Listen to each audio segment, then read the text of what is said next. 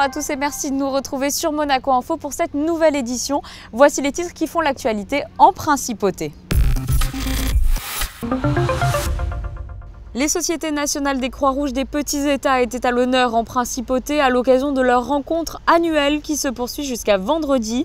L'association monégasque des activités financières a organisé une conférence sur la gestion collective monégasque. Nous reviendrons sur les travaux de chercheurs européens sur les cellules souches et nous ouvrirons une large page culturelle avec tout d'abord le lancement du Monte Carlo Classic Rock et le concert de Coq Robin.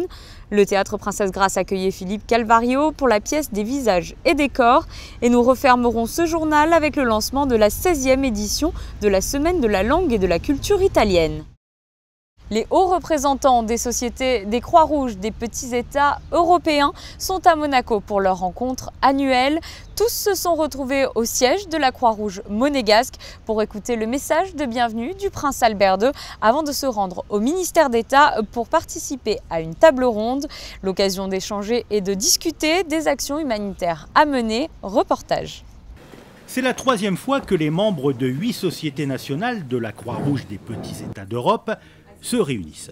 Après l'Islande l'an dernier, c'est à Monaco que les représentants d'Andorre, de Chypre, d'Islande, du Liechtenstein, du Luxembourg, de Malte, du Monténégro et de Monaco, dont la Croix-Rouge est représentée par son président le prince Albert II, se sont retrouvés pour discuter, échanger et établir de nouveaux programmes d'action humanitaire. Chacun doit apprendre des expériences de l'autre. Et lorsque les expériences sont couronnées de succès, il est certain qu'on peut prendre des idées ici ou là pour pouvoir faire avancer sa propre stratégie sur place. Depuis plus d'un siècle, les Croix-Rouges interviennent dans le monde entier pour mener à bien des missions dans des zones de conflit, lors de catastrophes naturelles ou encore pour animer des projets en faveur des enfants et des familles en état de survie. Après cette rencontre au siège de la Croix-Rouge monégasque, une table ronde est organisée au ministère d'État sous la présidence du ministre d'État Serge Tell. Au centre des préoccupations, la crise humanitaire induite par l'augmentation du flux migratoire en Europe. Ce qui est difficile à mettre en place, ce sont des solutions pérennes à un problème qui l'est tout autant. C'est-à-dire qu'on ne peut pas considérer aujourd'hui que la crise migratoire, qui est au-delà d'ailleurs d'une crise migratoire, qui devient une véritable crise humanitaire, on ne peut pas considérer que ce sont des questions d'urgence qu'on peut régler dans l'urgence. Ce sont des questions dont on voit très bien qu'elles se pérennisent et qu'elles s'installent dans nos pays, à nos portes, pour lesquels il va falloir changer en quelque sorte de dimension pour passer d'un plan d'urgence immédiat évidemment qu'il faut toujours gérer, c'est-à-dire donner des abris, de la nourriture et des soins. Mais au-delà de ça, lorsque vous avez des personnes qui vont séjourner durablement sur un territoire, il faut aussi considérer l'éducation des enfants, il faut aussi considérer l'intégration économique et toute une série de questions qui sont loin d'être mineures. Et c'est en ce sens qu'effectivement l'action des Croix-Rouges est rendue difficile par l'ampleur des problèmes à régler. Au cœur des discussions également, la guerre en Syrie. Alors que les combats s'intensifient à Alep, les civils, fuyant les violences, doivent être protégés. La population a besoin de nourriture, d'eau et d'abri. Le plus important pour nous, c'est d'avoir accès aux personnes qui sont en détresse, de vraiment pouvoir amener de l'aide là où il y a le plus grand des besoins. Et c'est naturellement, on l'entend toujours à Alep, nous avons encore toujours une délégation à Alep-Ouest et nous essayons d'amener surtout de l'eau parce qu'il n'y a plus de l'eau dans toute cette ville. Et là, on a réaménagé des puits. On a mis ces puits aussi sur une app sur les iPhones pour que les gens puissent aller chercher de l'eau parce que ça, c'est l'essentiel pour pouvoir survivre. Mais naturellement aussi, il n'y a pas que des problèmes à Alep, mais dans tout le pays où nous essayons quand même d'amener de l'aide aussi à travers les lignes des deux côtés des lignes. Il n'a échappé à personne que les mutations intervenues dans la société internationale, ainsi que les formes prises par les conflits armés contemporains, placent les organismes humanitaires, dont les Croix-Rouges, dans des situations nouvelles.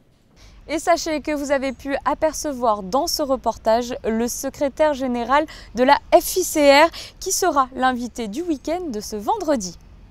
L'AMAF vient d'organiser une conférence sur la gestion collective monégasque et un constat en ressort. Malgré la crise et l'évolution de l'environnement international, la principauté est une place financière de tout premier ordre car Monaco rassure les investisseurs. Les explications de Dominique Poulain. La place financière de la principauté reste stable dans un environnement économique toujours contrasté. C'est ce qui est ressorti de la conférence de l'AMAF, l'association monégasque des activités financières, qui a pour objet d'être l'organisme des établissements agréés exerçant une activité bancaire ou financière en principauté, d'assurer la représentation de la place financière vis-à-vis des pouvoirs publics et de jouer un rôle moteur en vue de favoriser le développement de la place de Monaco. Avec une centaine d'établissements bancaires et de sociétés de gestion, la principauté est une place financière de tout premier ordre.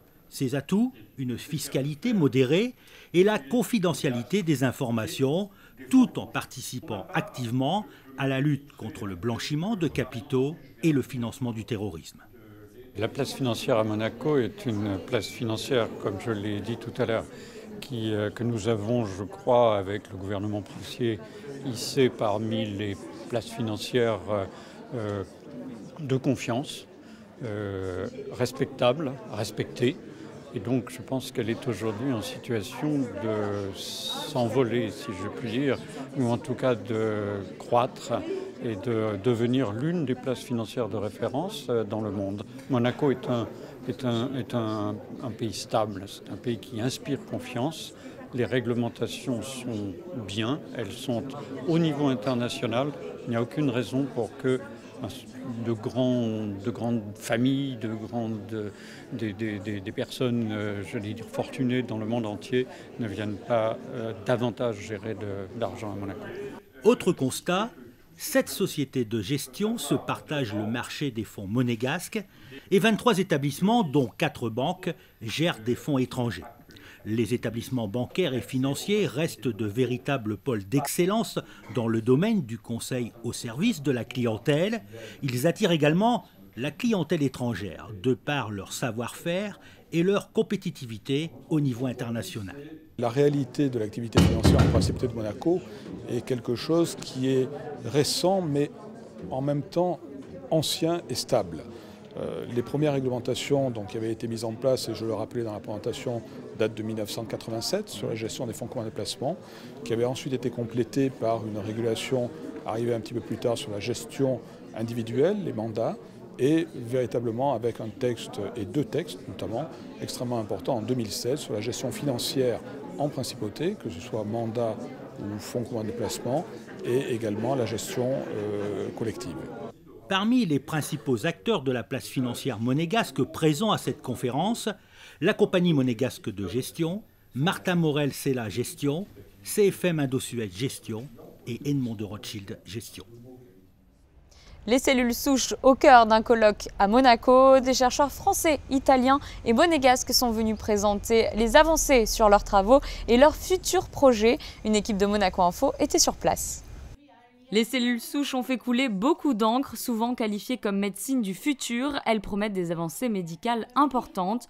Actuellement, plus de 28 millions de donneurs de cellules souches du sang et de la moelle et plus de 700 000 unités de sang de cordon ombilical sont répertoriées à travers le monde, ce qui a permis de transplanter 1 200 000 patients atteints de maladies graves. L'association Cordon de Vie, créée en 2012 en principauté, a été inspirée par les travaux du professeur Yamanaka, prix Nobel de médecine sur les cellules souches pluripotentes dites IPS.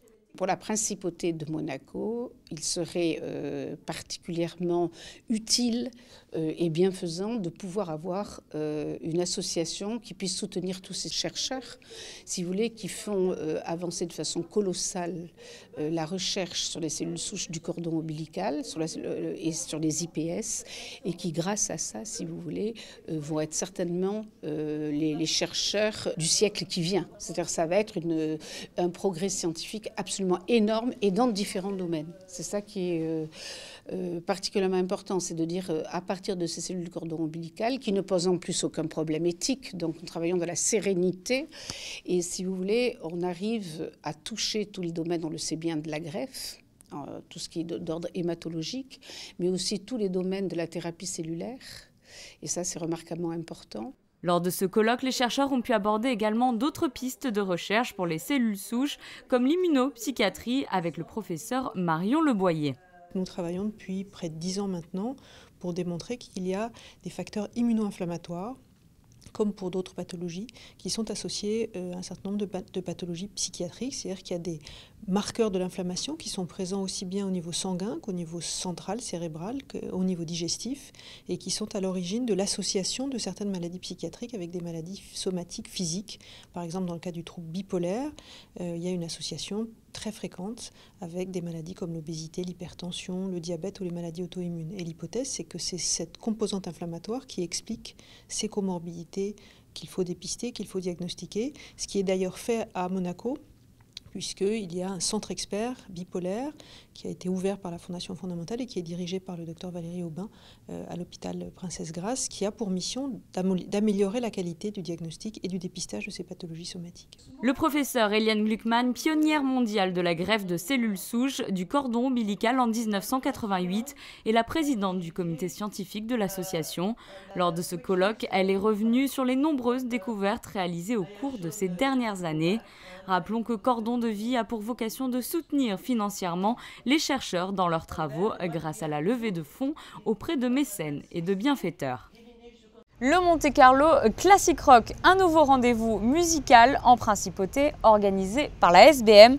Après le Monte Carlo Summer Festival et le Monte Carlo Jazz Festival, place au rock. Un événement organisé au mois d'octobre et de novembre. La première partie vient d'avoir lieu ce week-end à la salle Garnier. Fabien Bonilla y était.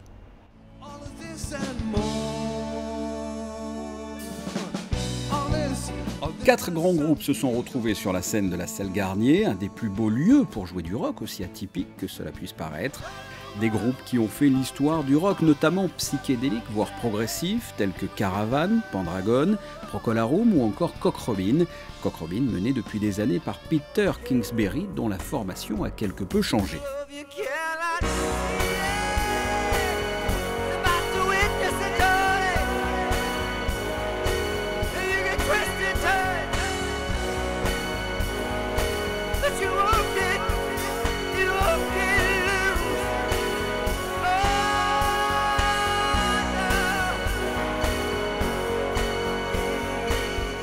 Cette nouvelle formation qui est un trio.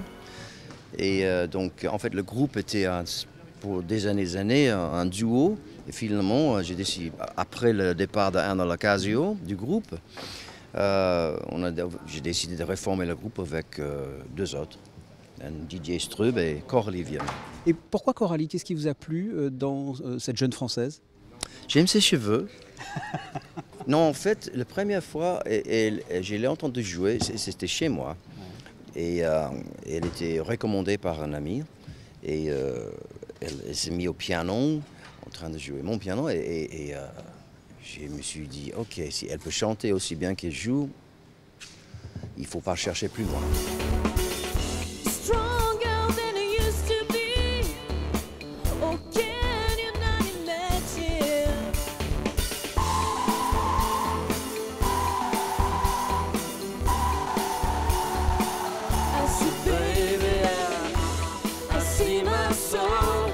Didier Strub à la batterie, Coralie Villemain au chant et au piano, et bien sûr Peter Kingsbury au chant, au clavier et à la guitare. Cock Robin a sorti depuis le début de sa carrière, au début des années 80, 8 albums, dont le dernier en 2016, Chinese Driver. Le concert dans cette sublime salle Garnier était rythmé par des chansons du nouvel album et bien sûr les grands tubes ultra connus qui ont contribué au succès de Cock Robin.